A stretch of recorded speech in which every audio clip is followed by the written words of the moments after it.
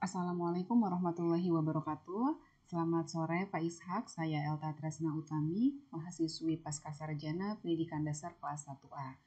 Kali ini saya ingin mencoba mempraktikkan tentang uji Chi-square berdasarkan video yang Bapak share sebelumnya kepada kelas 1A. Nah, di sini saya ingin mencoba mempraktikkan uji Chi-square tersebut untuk mengetahui apakah ada hubungan antara jenis kelamin dengan tempat mengajar dalam satuan pendidikan tertentu. Nah, di sini saya punya data. Datanya ada 35 orang ya di sini. Jadi jenis kelaminnya laki-laki dan perempuan, dan juga ada satuan pendidikan tempat mengajar mulai dari SD, SMP, dan SMA.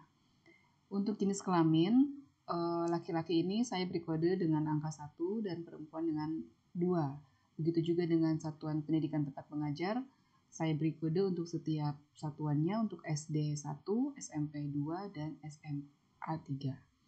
Nah, selanjutnya yang akan kita kerjakan pertama kali adalah kita buka aplikasi SPSS-nya. Di sini ada data view dan variable view, maka kita ke variable view terlebih dahulu. Lalu kita di sini akan ketik variabel pertama, yaitu tadi ya di sini jenis kelamin. Jenis kelaminnya saya singkat menjadi CK. Kemudian di sini di labelnya kita tulis lebih lengkapnya, yaitu jenis kelamin. Value-nya ini kita isi dengan kode yang tadi ya. Kode 1 itu menunjukkan laki-laki. Kemudian kita bisa add, dan yang kode 2 untuk perempuan. Oke, lalu kita klik OK. Selanjutnya variabel yang kedua yaitu Satuan Pendidikan Tempat Mengajar, atau saya singkat menjadi SPTN. Oke, seperti tadi di sini di labelnya bisa kita tulis lebih lengkapnya menjadi Satuan Pendidikan Tempat Mengajar. Dimasukkan juga tadi kode tadi ya, ada 3 kode di sini. Kode 1 untuk level SD, kemudian 2 untuk SMP, dan 3 untuk SMA.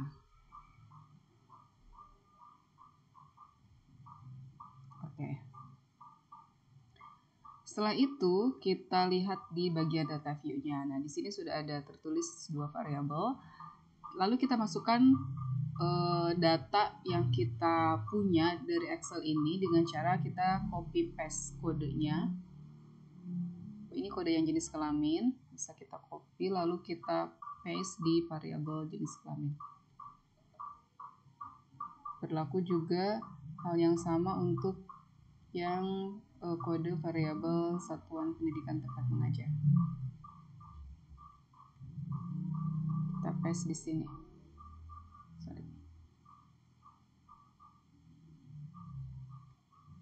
Oke, nah ini sudah kita input datanya. Setelah itu kita bisa analisis ya dengan pilih analyze, kemudian descriptive statistik, lalu cross tab. Nah, di sini kan ada 2 variabel tuh. Nah, jenis kelaminnya ini kita masukkan ke row atau baris, dan satuan pendidikan tempat pengajarnya kita masukkan ke kolom. Setelah itu kita pilih statistik, lalu karena kita mau uji Chi-square, maka kita klik Chi-square. Setelah itu continue dan oke. Nah, di sini langsung keluar outputnya. Oke, jadi di sini ada case processing summary menunjukkan bahwa data yang dimasukkan ini sudah 100%, semuanya terinput dari 35 orang tadi ya, 35 data tadi. Tidak ada satupun yang tidak terinput. Kemudian setelah itu ada jenis kelamin dan satuan pendidikan tempat mengajar cross tabulation. Di sini menunjukkan data jumlah guru laki-laki pada tingkat atas satuan pendidikan SD ada 3 orang, kemudian SMP 8, SMA 6, sehingga jumlahnya guru laki-laki pada setiap satuan pendidikan itu 17. Kemudian untuk perempuan di SD 13, SMP 3, SMA 2. jumlahnya 18. Nah, sehingga kalau di total semuanya ada 35. Nah, oke, sekarang ini nih kita yang intinya ya tentang hasil dari uji Cik-Sukarya tersendiri.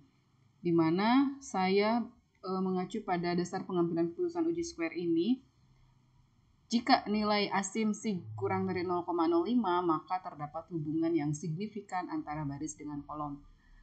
Dan jika nilai asimsi lebih dari 0,05, maka tidak terdapat hubungan yang signifikan antara baris dengan kolom. Bisa kita lihat kembali di hasil yang output tadi. Nah, di sini bisa kita lihat di bagian Pearson chi-square-nya, di sini ada nilai 0,005. Artinya ini lebih kecil dari yang 0,05 ini ya. Nah, dapat kita simpulkan berarti kalau lebih kecil dari 0,05 ini terdapat hubungan antara jenis kelamin dengan tempat mengajar di setiap satuan pendidikannya. Jadi sesuai dengan realita kita pada saat ini ya di Indonesia bahwa rata-rata kalau apalagi di jenjang SD itu pasti lebih banyak biasanya itu perempuan ya, jenis kelamin perempuan lebih banyak mendominasi di jenjang SD. Nah, kalau untuk laki-lakinya sendiri tuh biasanya lebih banyak di tingkat SMP atau SMA. Begitu. Jadi kesimpulan dari uji Cik-Sukarya yang saya coba ini adalah terdapat hubungan yang signifikan antara jenis kelamin dengan satuan pendidikan di tempat mengajar. Terima kasih. Assalamualaikum warahmatullahi wabarakatuh.